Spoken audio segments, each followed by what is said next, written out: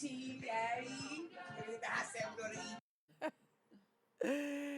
Hi, everyone. Thank you so much for tuning in to episode number 2 of the Shae Lawrence Show. I'm your host, Shae Golden Voice Lawrence, and you will not believe who I have here in the studio with me. How did I get so lucky? Come on, somebody.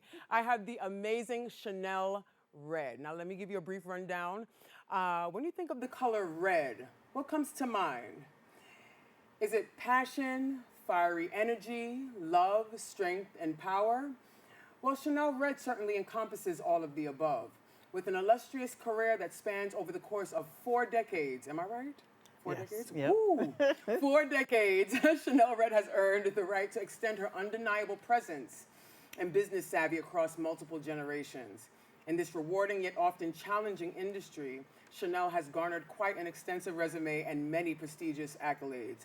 From composing intricate melodies and weaving beautifully constructed harmonies and lyrics at the age of 14, to managing hip hop legends such as KRS-One, just to name a few, Shanell went on to write for some of the most prominent stars such as Beyonce, Chris Brown, Patti LaBelle, and Luther Vandross. God bless the dead. That level of red hot enthusiasm and passion and love for her craft is truly inspirational.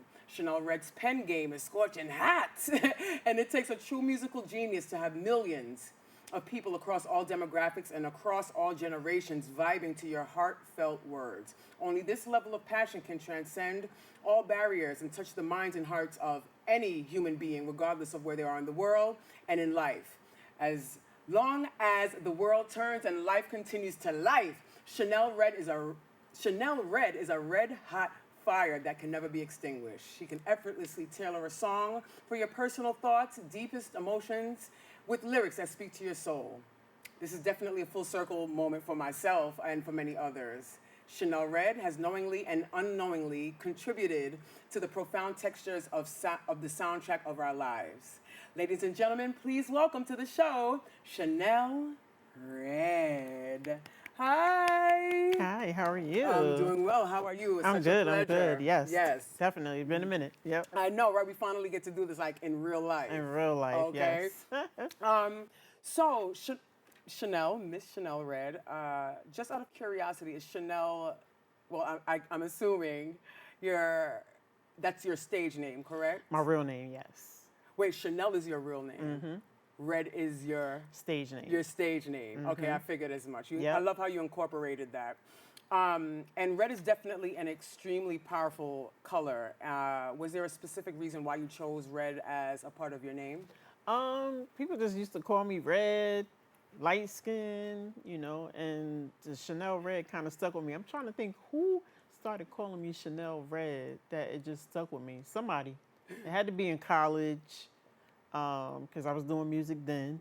So somebody around that era gave me Shanell Red, and I stuck with it. Yeah, you're a red bone. You know, black folk, we call it light skins, Yep. red bone. And people would be like, when I turn my hair back black, which is my original color, they'd be like, we like the red. Keep the red, because it go with your name. And I'm like, oh, Lord. But you know what? I love that about you. You have an eclectic style where you can switch it up. Anything you want to do, Yes, you look good. thank you. I love Yes. just being different. But I love the red theme because, as I was saying before we started filming, you have a very fiery energy. Like, you don't play, Yeah, almost I'm like a little spicy. spicy. I like that. But you have to be in this industry, cutthroat industry, right? Yeah. Tell us about that. How have you maneuvered in the industry? Well, I have to be straightforward, transparent about it too. I've been taken advantage of, learned a lot, came from being the underdog to that's the dog right there. That's the OG. But yeah, I mean, it's been trial and error, learning curves, as with everything in life. Yeah. Relationships, friendships, business. But, this music business, you got to be on your P's and Q's. Oh, absolutely. Yeah, it's Gotta be not on for your the P's and weak. Q's. No, it's right? not. No, I know a lot of people who quit. I know a lot of people who quit. I can And imagine. God just woke me up every morning like, I'm not done with you yet. So it's my calling. I can say that. I can honestly Absolutely. say that because I wake up with visions and I know it ain't me. I know it ain't me. I'll be like, God, I'm tired. I'm just gonna go get a 9 to 5. I'm gonna be regular like everybody else. And he'd be Right. like, no, no, no, no. Right. That's not what I gave you this for. And you know, and it's crazy because I remember one time I had this kid band, and they were dope. They played instruments, you know, their parents let them come stay with me, and they were like the next it thing. And because everything didn't fall through in a like time span, and they were just kids, time span how they wanted, they quit. You know, so I was just like, I was heartbroken because like we had Nick Cannon in our corner with them, getting them a TV show as well as, you know, them as a group, as a band, because they play instruments too. And they were just amazing. But when that fell through, I just told my business partner at the time, JJ, I was like, go home. Just go do whatever you want to do. I'm done. I'm gonna be regular. And he looked at me, he was like, yeah, whatever. And then my mom, she was like, I told my mother too, she was like, girl, bye. She was like, you're not built for regular. Come on. So the next morning I woke up with the Writers Rumble. And I called JJ up and I said, I need to share this idea that came in my sleep. Briefly tell for the folks at home that are not aware what the Writers Rumble actually is. Writers Rumble is a challenge TV show about songwriters and producers, songwriters that come out and audition as a team. There are 4 judges, Grammy-nominated judges. It's me, Tanisha, Taj Jackson, Steve Russell, and we all have 5 writers on our team, and we compete with each other. Like our first competition is like writing a song for Johnny Gill, and then at the time we was writing a song for Angie Stone, God bless the dead. God bless And the dead, yeah. so it's a challenge TV show that's out on Tubi. It So- was a lot of fun. So it's almost like those reality talent shows, Yes. but for writers. I think that's such an Yes, amazing because concept. we needed another platform. Absolutely. You know? We needed a platform. So that's actually getting a reboot, right? Because it Reboot, you yep. guys went into a hiatus for a little bit, so it's coming back. Well, it still was on Tubi, but now they're giving it another because it gained so much traction. Yeah. You know, thank you everybody for watching and giving us the support. So yeah, they like, Shanell, we want to reboot Writers Rumble again. I was like, oh, okay, cool. That's amazing. So, you know, since we're on the topic, how can people actually contact you to get on it? Or what would you suggest? What advice would you give to songwriters that want to be a part of this show? Well, because we already taped the show. Oh, okay. It's already taped. People been hitting me. Oh, I need you to do it. I need you to do it. So we started season 2 in Texas. Okay. So we did some filming. We didn't finish. So I would say, you know, if everything goes well, we might finish up in Texas, in Austin, probably in like next year. Okay. You know, because it would mean us getting back together and putting everything, you know, the film crew. It's a lot of moving the parts. judges, you know, everybody is doing like things right now. I don't think it would be a problem. It would probably, I don't know. I'll see. So what advice, well, I don't want to get ahead of myself, but since we're talking about songwriting, walk us through a little bit of the process on how you shop, or explain what shopping songs to artists actually means and what it entails. Well, how we were taught how to shop the records. We just do the records. Let me take it back. So in the beginning, doing the songwriting, we used to cater the records to a specific artist. So we learned the hard way. Don't do that. Because we did that with Toni Braxton. We like did 7, 8 songs for her. We had this young lady demo it sounding like her. And for her, it was like, she trying to be me. No, it's not trying to be. We're trying to sell. Right. We're trying to sell the record. And the records were dope. But she just. Toni was like, he wasn't man enough for me. Right. So we learned from that particular situation, we learned not to signature records anymore. Maybe give it a little tweak here and there. Oh, I could see Beyonce doing this. I could see Tiana Taylor doing this. Like we do records like you could see multiple people doing it. So we had to transition there, and just make sure your content Yeah. is relatable. Yeah. So what would you say is the premise or like the topics that you write, like whether it's ballad or love related or party type of records? What records would you say gets picked up the most? Ballads. Ah, okay. Ballads. I'm actually kind of surprised by that. And it depends on the season. You know, it depends on when they're trying to put it out. You know, just speaking from me, if I was looking for records, like right now, I would look for them because we're already in the summer. Yeah. I would look for records for the fall, For the fall. for Christmas, Yes. for New Year's, which that's family orientated, dancing, celebration. You know, as a songwriter, you need to implement theme songs as well. Absolutely. They get picked up more for licensing.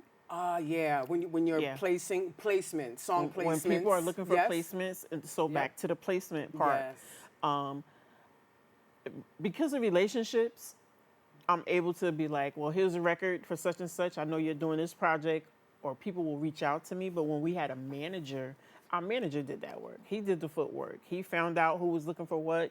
He would take the records and send them out. But, you know, people started like reaching out to us on their own on a personal note. So I don't have a manager. Would I love to have one? Yes, I would.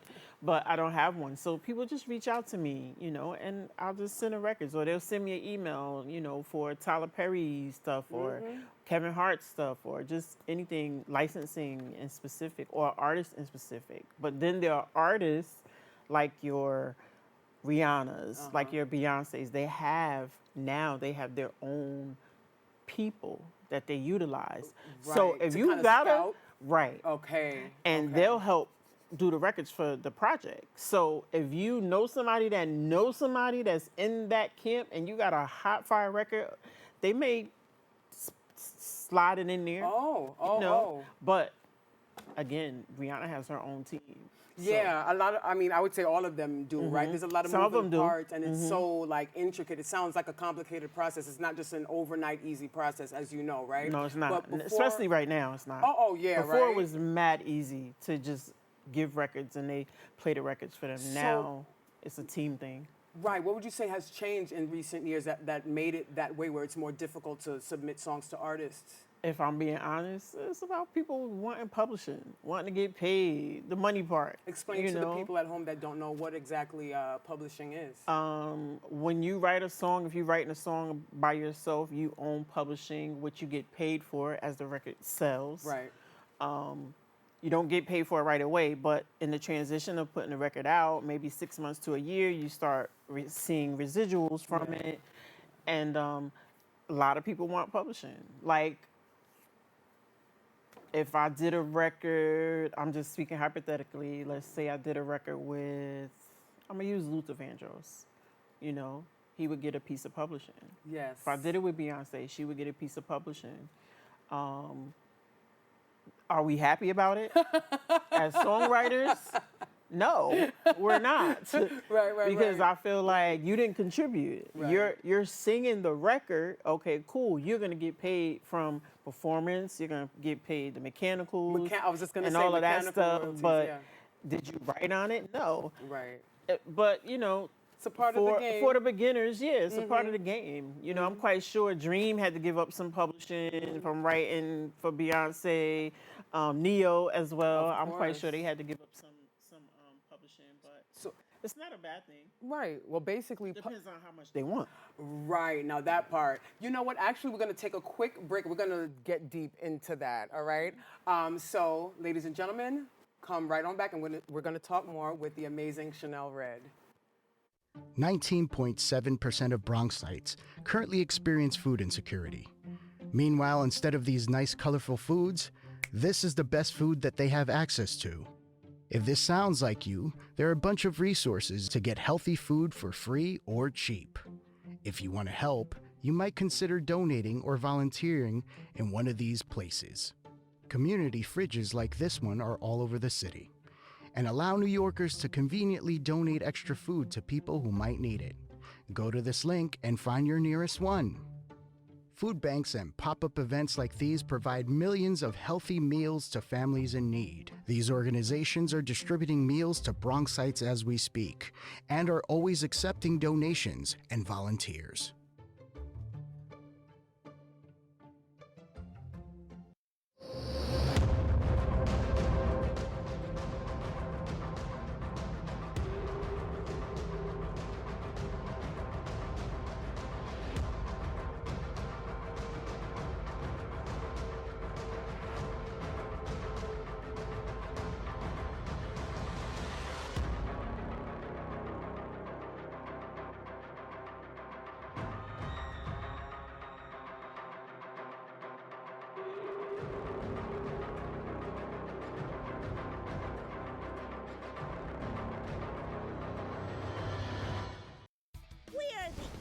Leaders. We learned that everything starts with ourselves. Then we have to educate ourselves. Then we have to build community and use our imagination.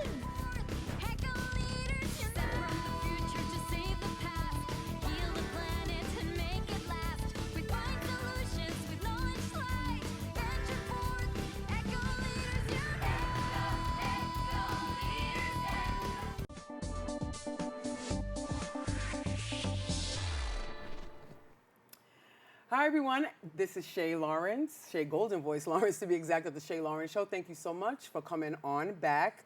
I am here with 5-time Grammy-nominated songwriter Shanell Red. Yes. And it's so amazing. I want you to actually walk us through the process on how you wrote songs for Destiny's Child, Beyonce, Kelly, and Michelle. Tell us the story about how you met and how that came about. Oh. Ooh. Do we have that kind of time? Yes. I'll make it short. We were asleep. Rockwilder, who is the producer of both records, yes, shout out to Rockwilder. He has the relationship with Beyonce. They're very good friends. And he submitted a song, If, that we did originally for a tweet. Submitted to her, and she fell in love with the record. So he hit us, and it was like 7 in the morning. Who fell in love with the record? Beyonce? Beyonce. Right. Beyonce fell in love with the record, and then the rest of the girls were on board, and they wanted to cut it. They were in New York at Sony Studios, and he called me. He was like, I need you to wake up. I need you to write the lyrics out. So this is a lesson we learned in the process of that. Writing your songs, always have your lyrics written out, because you never know who's going to call you and say, I want the lyrics, I want to do the record. So I had to get up and write the lyrics out, find a Kinko's, something open at 7, 8 in the morning to send it to them, because they was going to be in the studio at 9, and then be there, get there, while they're learning the record. So got there. As soon as I walked in, Beyonce walked up to me and grabbed my hand, and she was like, oh my God, what was y'all thinking when y'all wrote this record? And I was just laughing and looking at her. She all excited about me. And I'm like, honey, you are Beyonce. You are Beyonce, Destiny's Child. right? And we're a part of the last Destiny's Fulfilled, the 3 of them album. That was a big deal. That was a big deal. And how does it feel to be a part of that? Now, it's actually the 25th anniversary of that album, of that Destiny album. Fulfilled, Destiny's Child's final album, It feels 25 good. years ago. Yes. 25 years ago, 26 million records sold. I know that's right. Those are big numbers. But yeah, we walked in and she asked me that, and I was just like, well, to be honest, we was sitting there having drinks, and we started mail bashing, and the track kept playing, and that's what we came up with. We wrote the song, and here we are with you. And then they requested for a second song from us. I mean, talent and we did on Free. top of talent. Oh, ain't no feeling like being free. Let me tell you Yes. something. I have a quick story about that. That record, I just want to say, I just got goosebumps. Thank you so much for that record, because it got me through a number of breakups, which is a whole nother story for a whole nother day. Right, when your I'm mind in therapy made up. about that. But I remember, I'm telling my age, but I remember being 17, 18 years old in the back of the 22 bus heading to Christopher Columbus High School with my CD player on, talking about, ain't no feeling like being free. When your mind's made up and your heart's in the right place. Yes. That's right. You did that. It helped Yes. me so much. And how does it feel to know that that record helped so many people get through heartbreaks and things of that nature? Well, it was definitely a collective. You know, Juanita spinned it off. Juanita Wynn, she's one of the writers on it as Okay. well. Me, her, and Tanisha. And also Michelle chimed in. And I think Kelly chimed in too a little bit in that record. But yeah, it just instantly came while we were sitting there. They were at lunch when we started the record. They had went to lunch. Okay. So just that record in itself, just the lyrics just came. Because I think we Iconic. all were going through something with somebody. Yeah, right. With somebody. They didn't know how to act right. With that record and with Free. You know, it came from an emotional moment, you know, that we all were going through, and we were able to relate and put that together and put into a song, and it became the anthem. You know, both of those Absolutely. records became anthem. Would I have wanted them to do a video for both? Yes, I would have. Absolutely, yeah. But I was just ecstatic for the fact that they performed the record while they were on tour. Oh yeah, because I Yeah. remember watching recently Destiny's Child in concert performing your Yes. records. How does that feel? How did that feel to actually witness that? It felt good. I It mean, felt come good. on. I was like, wow. How could it not? I was like, okay, with a video. Like that's fine. Come and all, on, y'all, but, with the video. Can we get the video? I am looking forward to, and I'm speaking this out into the air, Come on, them somebody. doing a reunion tour and giving us another album. That would be great. Yes, would be give us another amazing. album, ladies. You know. Yeah, and get you Shanell. Because we got songs on ready. it.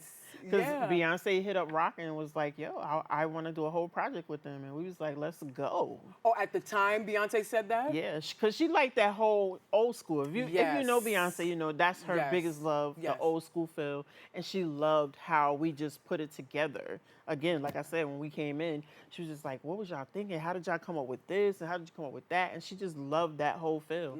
And watching her create and do what she does at the time we were recording was exciting too, because I'm like, okay, I'm not the only one that does that in pieces. She do it too. Watching her, and people will be like, oh, she don't know she does. She does write. I always she does believed that, produce. yes. She does give her creative input. She does a lot when it comes to putting a record together. Yeah, you can't have that level of talent and not She's amazing. put that much effort into it. She's amazing, yeah. But you know, as we are here talking about, or we're going to segue into branding and what that means, and how important that is to be memorable to people, right? How did you and the other ladies of the songwriting group Big Draws, because ain't nothing wrong with some big draws, how did y'all come up with the name Big Draws for your songwriting group? Funny short story. If you guys know Big Bub from the group Today. Okay. So Big Bub was playing around talking about big panties, big drawers. He was joking around, and we were in the parking lot of Sugar Hill Records Studio at the time in Inglewood. We were in the parking lot, and we was just joking around, and he was like, big panties or whatever. And when he said big drawers, we was like, that sounds nice. So we did it with a Z instead of an S. I was just going to say. And we kept it, and then I remember Leland Robinson of Sugar Hill, one of the owners of Sugar Hill, him coming and meeting us, and I think it was Bub that introduced us, or it was Hennessy that introduced us to him and said, "This is Big Drawers." He's like, "Why are you calling him that? Like that? Why you?" That's offensive. Right? I'm calling them Big Drawers. Right? And they were like, "Well, that's their name. That's what they go by." And believe it or not, that stuck with us. And people would say, "Can we get the Big Drawers experience?" And the branding was easy. Absolutely. It was easy from that. It was memorable. Absolutely. It was memorable. And we wanted something memorable. So during the break, you were telling me how R&B singer Tyrese, what did he refer to Big Tyrese, Draws right? as? Tyrese referred to us as the dynamic duo, Batman and Robin. When we was working with him in L.A. Shout out to Tanisha, by the way, Tanisha Blacks, the other yes. Member of songwriting group Big Yes, Draws. You Big guys, Draws. what's going on with you guys currently, the songwriting group? We both are doing stuff separately. Okay. You know, we did our little thing as Big Drawers. We had our little spin. I mean, if people come and be like, we want the Big Drawers experience, of course, me and have to her, pay the Big Drawers that's money, you're going to pay the hello? Big Drawers money. We'll get Okay. together and give that to you along Yeah. with Juanita Wynn. You know, we'll give you that Yes. experience. But, you know, we're doing things separately. She's my sister-in-law. Of course, yeah. Shout out So- to the other ladies, and also shout out Yes. to fine ass Tyrese. Yes. Oh, my God. When we met Fine him, ass. Oh, he I had a wasn't supposed to say that. Sorry. He had a Valentine's Day show, and he had his red jersey with his chocolate self, and he was just. I saw him in concert too. I was backstage. Tyrese, I am available for song collaborations. Let's get Come this, on, don't Let's forget. get this new project Come popping. on. Okay, putting that Yes. out into the atmosphere. Also, we don't have much time, but before we go to credits, tell us about the projects that you're working on, because there's some amazing stuff you're doing.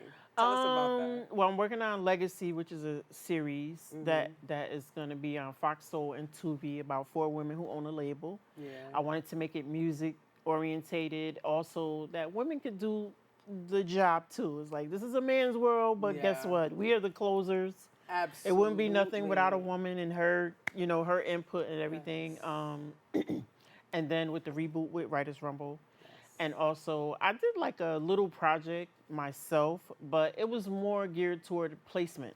You know, I have this thing going on called placement, product placement, you know, for A&Rs, licensing people, film, whatever, to come and meet and greet songwriters and producers and hear their their product. Right. You know, but it's a private invite. Right. So they come in, instead of you going through this person, that person, this person, you're directly with the people who want your music. Absolutely. Instead of you having to share your publishing and share a whole bunch of crap and get 3% on a song, you wrote 100% on a song. You know, who wants to go through that? You get to vibe with the person who wants to purchase directly. Yeah. So, are you also working on a book as well? Is it a tell-all? Yes, I'm Is it working on a book. juicy? I'm working on a book called Slave to the Rhythm. Okay, I like that already. Yeah, about how I started, and yeah, I'm excited about it coming out. And I'm working on a comedy and a horror film. This is my bucket list. Oh yeah. My bucket list of things. And Mojo, if you do watch this, Mojo Brooks, I need you. I need your comedy. I need you. Anyway, I wanted to put that out there. Yeah, right? We're just manifesting all types of things. This is That's what it's right, all about. God, you know. Come on. He know. He ain't done with me yet. Absolutely. Also, really quickly before we go, because we don't have much time, tell us really quickly about the girl group Envy that you have. My girl group Envy, we dropped a single July 5th. It's coming out called STFU. Their project is almost done. I'm excited about them. 4 young ladies from New York and Hawaii. I'm excited about them. I'm Yeah. excited about it for me and my partner JJ, the whole crew, Taj Jackson. The ladies are wonderful. They're gifted. Oh yeah, I've seen them. Shout out to Yes. Envy. Also, Yes. you have a podcast called Get off the couch. Get off the couch. I'm Get excited your about Get Off the up Couch. Off that couch. Yes, Okay. and Get Off the Couch is going on Fox Soul and Tubi as well. I'm Okay. excited about that. Good. So, you know, we have a lot of guests that we've had coming on, and we're still interviewing. It's exciting. I'm excited. Thank you so much for being on the Shae Lawrence Show. Thank you. You're definitely going to come back again, all right? And you can see all of my stuff on Instagram. Yes, we're going to put your Yes. information in the credits as well. So before we go, I want to sing Ain't No Feeling Like Being Free when your mind's made up and your heart's in the right place. Yeah. Ain't no feeling like being free. Yeah. You've done all you could, but was misunderstood. It's all good, it's all good. Free, Yeah. I'm like an eagle set free, and finally I'm looking up for me. I'm looking up for me. Free, And your mind's made up and your heart's in the right place.